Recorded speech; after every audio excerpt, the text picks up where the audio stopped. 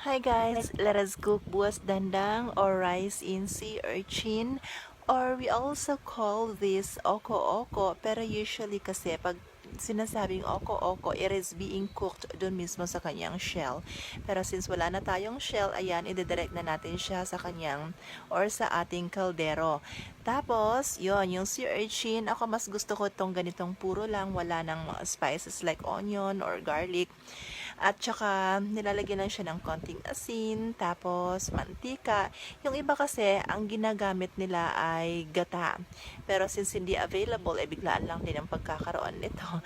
Kaya mantika na lang yung ating ilalagay. If gusto nyong maglagay ng flavor enhancers, pwede rin naman. Tapos yung tamang tubig, na kasindami lang din ng bigas, syempre. At nang siya ay maluto, ganito ng kanyang hitsuran. Charan! Let us eat! This